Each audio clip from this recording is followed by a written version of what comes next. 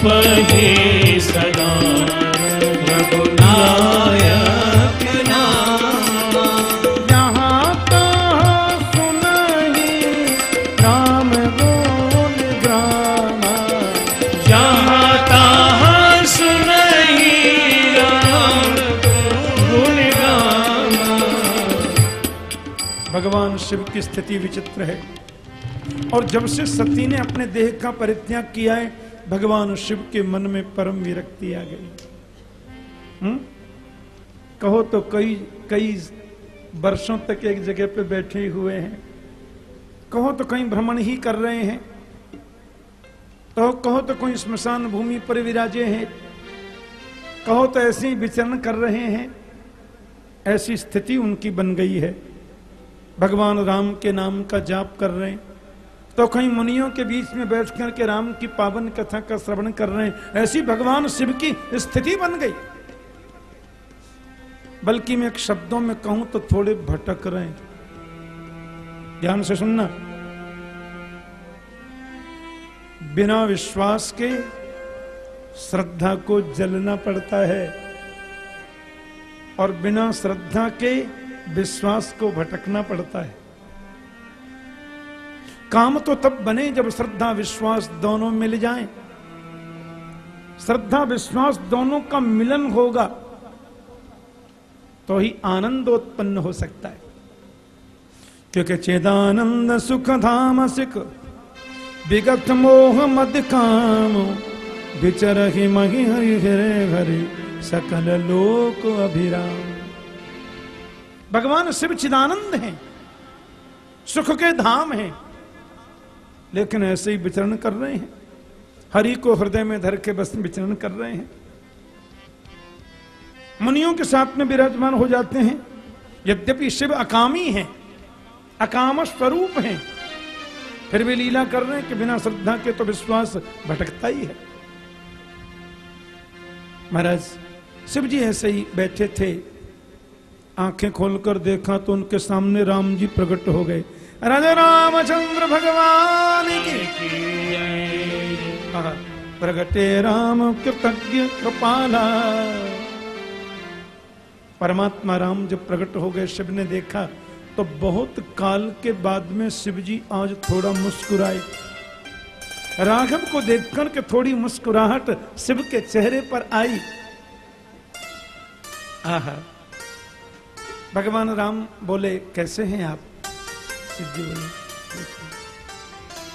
ऐसे उदास नहीं होते बाबा, आपसे एक निवेदन करने आया हूं। सारी दुनिया मुझसे मांगती है, लेकिन आज मैं आपसे कुछ मांगने के लिए आया हूं। जय श्री राम। जय श्री राम। प्रभु, सती जो थी ना, जिन्होंने देह त्याग कर दिया, पर्वतराज की बेटी पार्वती बनकर के आई है, तपस्या में लीन है। इसलिए मेरी आपसे विनती है कि अब आप पार्वती माता के संग विवाह कर लो। आपका विवाह होना चाहिए। अब विनती मम सुनो शिव, जो मो पर निज ने हो, जाए विवाह सैन जही, यही मोहि मांगे दे। यही मेरी इच्छा है, और मेरी आकांक्षा अभिलाषा को आप ही पूर्ण कर सकते हैं और कोई नहीं कर सकता बाबा। इसलिए मुझे ये वरदान दे दीजिए, यह मोहि मांगे देव। शिव जी बोले अब हम नहीं, अब कोई नहीं, अब विवाह की कोई इच्छा नहीं है। एक बार हुआ तो था विवाह, देख लिया ना, कुछ नहीं महाराज जी, अब आप रहने दीजिए। बोले नहीं, आपने मुझे कहा है कि जो कहेंगे सो करूंगा। आपको करना पड़ेगा बाबा, ये तो मुझे आपको देना ही पड़ेगा वचन। भगवान शंकर मुस्कुरा गए कि मात पिता गुरु हरि के बानी, मात पिता गुरु हरि के बानी, बिना ही विचार करिए शुभ जानी, बिना ही विचार करिए शुभ जानी। तुम सब भांति परम हित सब भांति परम हितकारी। आज्ञा सिर पर नाथ तुम्हारी, आज्ञा सिर पर नाथ तुम्हारी। आज्ञा सिर पर नाथ तुम्हारी, आज्ञा सिर पर नाथ तुम्हारी। प्रभु तो से हो सुने शंकर वचना, प्रभु तो से हो सुने शंकर वचना। भक्ति विवेक धर्म युक्त रचना, भक्ति विवेक धर्म युक्त रचना। बोले महाराज अवश्य कोई इच्छा तो नहीं थी, बहुत देख लिया गृहस्थ बनकर भी, लेकिन आपकी आज्ञा तो मेरे को माननी पड़ेगी ना, क्योंकि मातु पिता गुरु हरि के बानी, बिन ही विचार करिए शुभ जानी। ध्यान से सुनिए, माता पिता गुरु और हरि इनके वचन पर विचार मत करो, आदेश को तुरंत मान लो, क्योंकि इनके आदेश में, इनके वचन में हमारा अनहित नहीं हो सकता, हमारा हित ही हित होगा।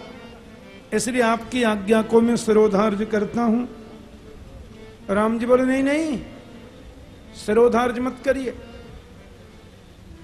सिर में यदि रख लोगे बाबा, उधर तो गंगा बहती है, वो आज्ञा भी बह जाएगी। बोलो जय श्री राम। क्या भरोसा, आपने सिर पर रख ली मेरी आज्ञा और गंगा जी के बाह में वो आज्ञा भाग्या भी बह जाएगी। आपकी कब समाधि लग जाए कोई भरोसा नहीं है। इसलिए आज्ञा सिर में नहीं रखनी है, तो कहां रखनी है? कह प्रभु हर तुम्हार पन रहे हूं, अब उर राखे हूं सो हम कहे हूं। उसको सिर पे नहीं रखना है, हृदय में रखो बाबा। हृदय में रखोगे तो समाधि में बार बार ध्यान में आएगा कि राम जी ने कहा था, राम जी ने कहा था। और सिर पे रख लोगे तो माता गंगा बहा देंगी सब। शंकर जी बोले ठीक है महाराज, मैंने मान लिया, मान लिया। अब तो राम जी तो ऐसी आज्ञा दे करके और भगवान शिव से ऐसा वर लेकर के चले गए। भगवान शिव ने देखा थोड़ी पार्वती की परीक्षा तो लें। ब्रह्मलोक से सप्तऋषि आ गए, 7 ऋषि। भगवान शिव ने कहा ऐसा है, आप लोग थोड़ा जाओ, गिरिहि प्रेरे पठयऊ भवन, दूर करेहु संदेह। संदेह की निवृत्ति करो। एक बार श्रद्धा यदि चूक गई तो उसको कई कई बार परीक्षा से गुजरना पड़ता है। श्रद्धा को यदि विश्वास प्राप्त करना है तो चूक नहीं होनी चाहिए, और एक बार श्रद्धा यदि चूक गई तो उसको बार बार परीक्षा देनी पड़ेगी। आज विश्वास रूप शिव श्रद्धा की परीक्षा के लिए सप्तर्षियों को भेज रहे हैं। और सप्तर्षि लोग आए, ब्राह्मण का वेश बना करके आए, वेश बदल के आए। माता पार्वती तो समाधि में है। ऋषियों को देख करके उन्हें ठीक लगा। ऋषियों ने आकर के पार्वती को देखा और तुरंत मुस्कुरा करके बोले कि ही अपराध हो का तुम चाहो, कि ही अपराध हो का तुम चाहो। हम सन सत्य मरम किन कहो, हम सन सत्य मरम किन कहो। कहत वचन मनु अतिश कुचाई, कहत वचन मनु अतिश कुचाई। हंसी हम सुने हमारी जड़ आई, हंसी हम सुने हमारी जड़ आई। यही अपराध हो। किसकी आराधना कर रही हो बेटी? किसकी साधना में बैठी हो तुम? शरीर सुखा दिया, हमें बताओ। हम सप्त ब्राह्मण हैं। माता पार्वती जी ने कहा मेरी बात सुनेंगे आप तो हंसेंगे और आपको आश्चर्य भी हो गया, निश्चित आश्चर्य होगा। हमारे मन में एक हठ आ गई है और हम जो है ऐसी प्रतिज्ञा कर चुके हैं महाराज कि पानी पर भीत बनाने का संकल्प जैसा हो, कोई पानी के ऊपर भीत लगाना चाहे, दीवार लगाना चाहे, अशक्य है, असंभव है, पर मैं ऐसा ही करना चाहती हूं। गुरु नारद जी का वचन सत्य होगा ऐसा जान करके मैं तपस्या कर रही हूं और मैं ऐसा ही करती हूं जैसे बिना पंख के कोई पक्षी उड़ना चाहे। बिना पंख के पक्षी उड़ता है पर मैं उड़ना चाहती हूं। भगवान आप हमारा अविवेक तो देखो, शिव को पति के रूप में प्राप्त करना चाहती हूं मैं, इसलिए मैं तपस्या कर रही हूं और मेरा यह दृढ़ संकल्प है, गुरु नारद जी का आदेश है, इसको पूर्ण करने का मेरा मन है। ऋषि लोग जो थे वो झूठे को हंसने लगे। जैसे पार्कों में सवेरे लोग मॉर्निंग वॉक के लिए जाते हैं ना, मैंने देखा कई जगह पार्कों में तो लोग झूठे को हंसते हैं, ऐसे कर करके हंसते हैं, क्योंकि सच्ची हंसी तो मुंह पे रही नहीं। घर का टेंशन, नौकरी का टेंशन, व्यापार का टेंशन, शेयर मार्केट का टेंशन, गर्मी का टेंशन, कभी ठंडी का टेंशन। काठजोड़ी नदी बरसात के दिनों में हर बार ये कहते हैं अरे कहीं कटक न बह जाए, इतना पानी आ गया, और गर्मी में काठजोड़ी में पानी दिखता ही नहीं है खोजने से। बोलो जय श्री राम। तो कभी पानी बढ़ने का टेंशन तो कभी पानी नष्ट होने का टेंशन, हंसी गायब हो गई। हम लोग बनावटी रोते हैं, बनावटी हंसते हैं, बनावटी नाचते हैं, बनावटी खेलते हैं, बनावटी चलते हैं, जीवन बनावटी हो गया। लेकिन बनावटी तो तभी करना चाहिए जब बनावट की जरूरत पड़े। बोलो जय श्री राम। इसलिए ऋषि लोग जो हम व्यंग में झूठे को हंस रहे हैं। पर्वत की बेटी है ना, अब पर्वत की बेटी तो बुद्धि कितनी, पर्वत तो जड़ ही होता है ना। और ऋषि बोले एक दूसरे की ओर देख करके, गुरु भी मिले तो नारद जी, लो कर लो बात, ऐसा बढ़िया गुरु छांटा है देवी तुमने। अरे नारद ने कभी किसी का गर्भ बसने दिया है? एक उदाहरण बता दो मुझे कि नारद की शरण में जो आया हो उसका घर कभी बसा हो। अरे एक बार प्रजापति दक्ष के घर चले गए, उसके 11,000 बेटियों को एक उपदेश में वन को भेज दिया, सबको बाबा जी बना दिया। ऐसा है वो नारद हैं जो इसके एक बार आ गया सामने, बस पूछो मत। हाँ, मैंने तो ऐसा माना है, नारद सिखजे सुनहि नर नारी, अवश्य होय तज भवन भिखारी। नारद के उपदेश को जिसने सुन लिया देवी, वो भिखारी हो जाएगा। बड़ा विचित्र है वो तो। नारद का उपदेश मिल गया तुम्हें, शिव जी को पति रूप में, जिसमें कोई गुण नहीं है, ऐसा शिव निर्गुण है, किसी प्रकार की लज्जा नहीं है, निलज है, पहनने को कपड़े नहीं है, और कभी बाघंबर सी लपेट लेता है, मुंडों की माला पहनकर डोलता है। शिव तुम्हारा पति बनेगा? अपने रहने का ठिकाना नहीं, वो तुमको कहां रखेगा देवी? न खाने का ठिकाना, न पहनने का ठिकाना। तुम्हें मालूम है वो मुंडों की माला पहने डोलता है।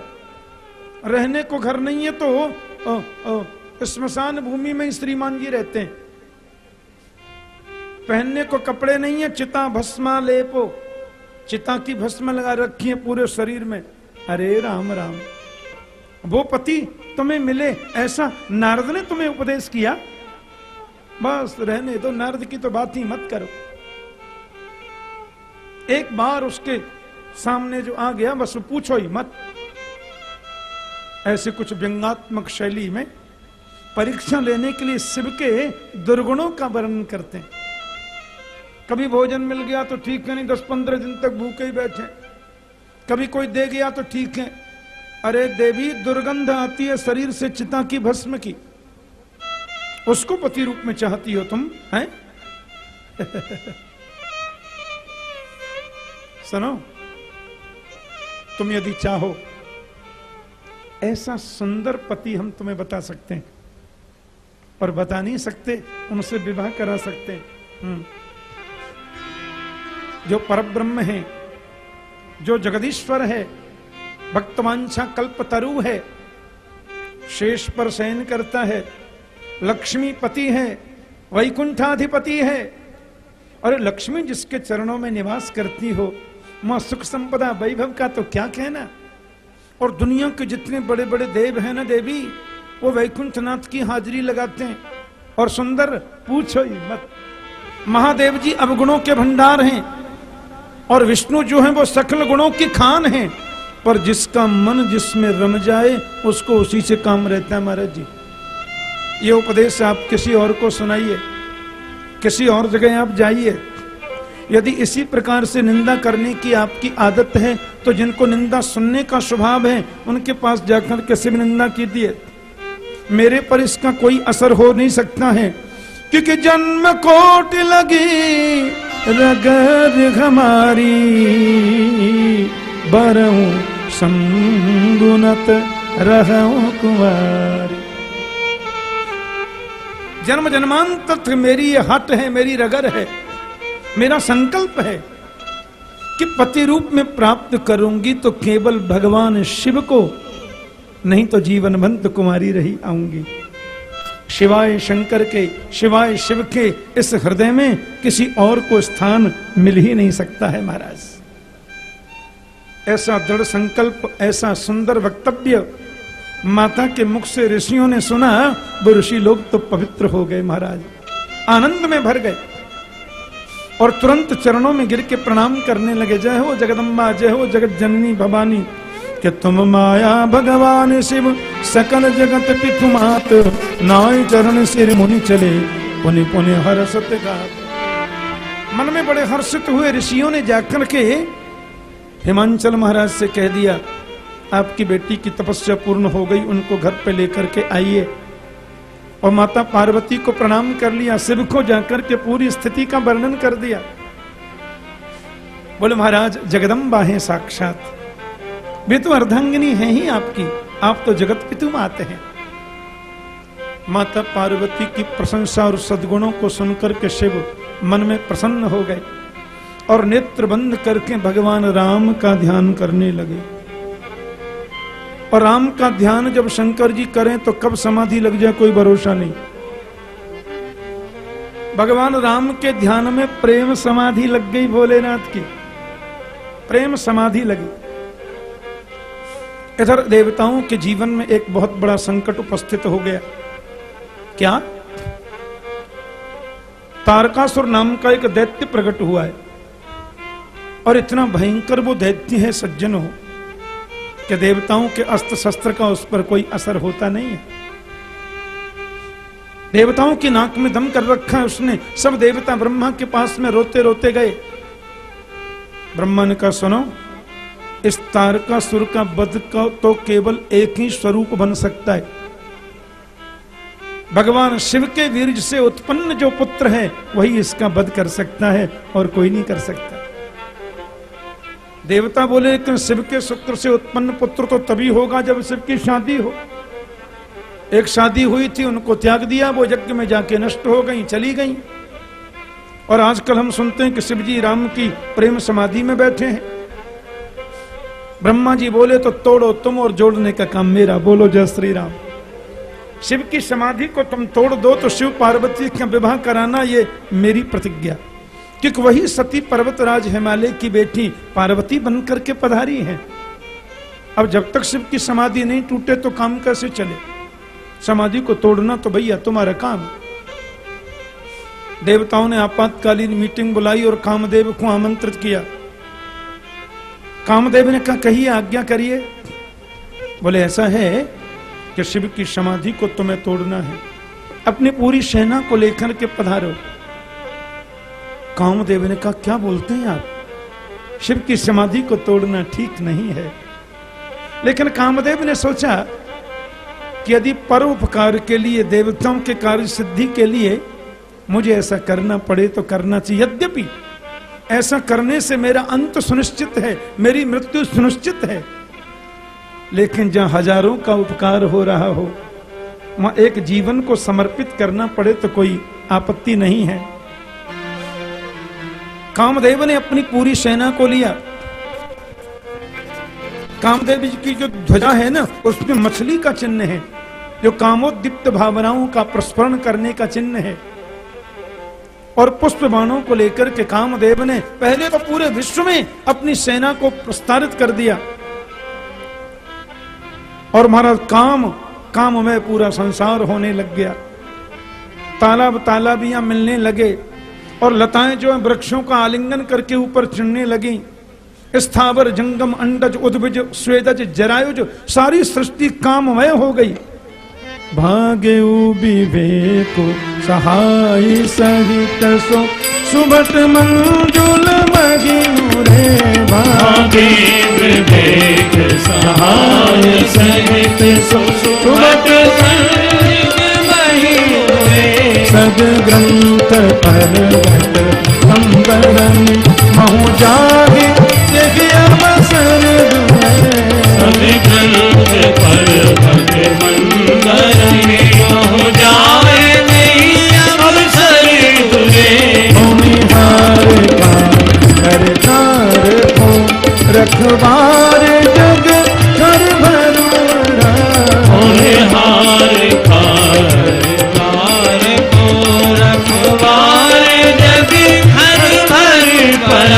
तुही मात कही रथनाथ जही कहूँ को कर धनुष तुही मात कही रथनाथ जही कहूँ को कर धनुष भय काम बस जोगी से तापस पामरन की को कहे देखहि चराचर नारमय ब्रह्ममय देखत अब लागलो पुरुषमय जग पुरुष सब अब लागमय हुई दंड भर ब्रह्मांड भी हर काम प्रति कौतुक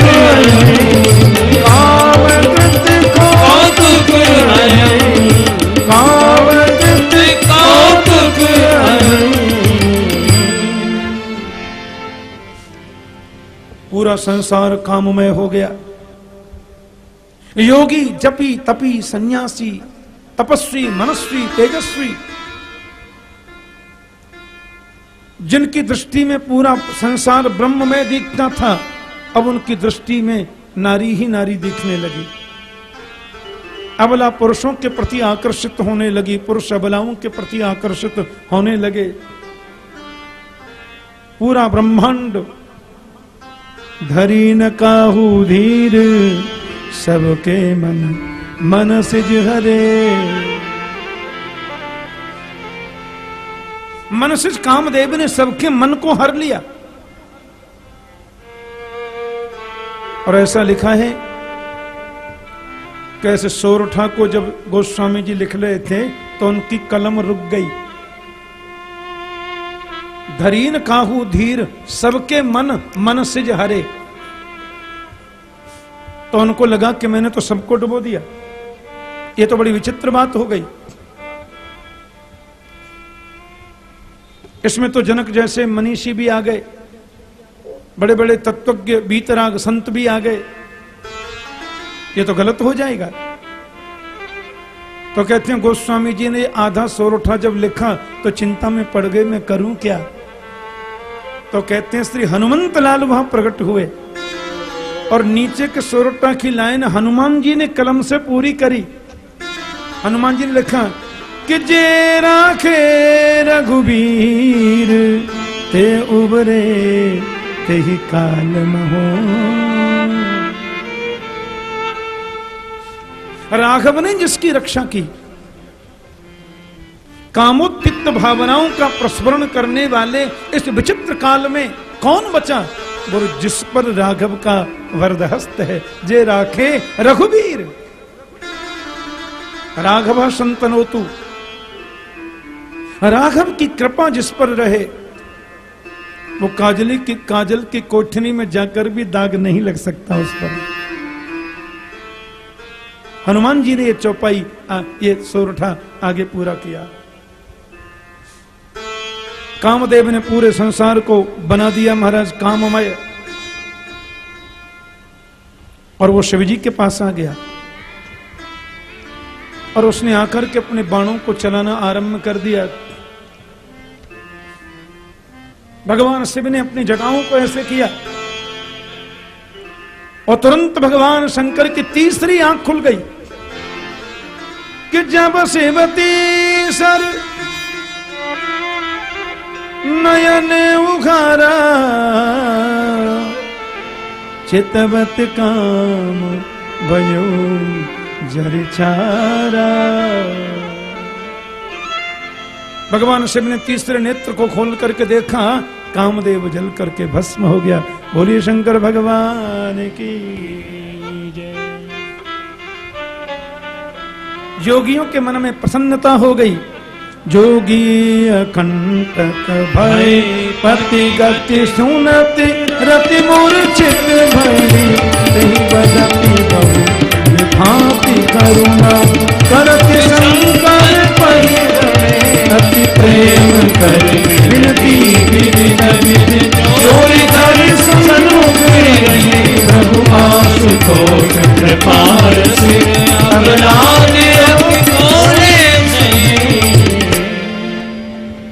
योगी अटंक बन गए। संतों को आनंद मिला।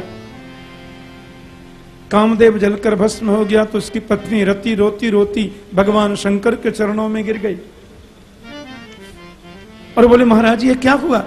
हे भोलेनाथ आप तो करुणा बता रहे, ये क्या हो गया? मेरे पति को भस्म कर दिया, मैं कहां जाऊं?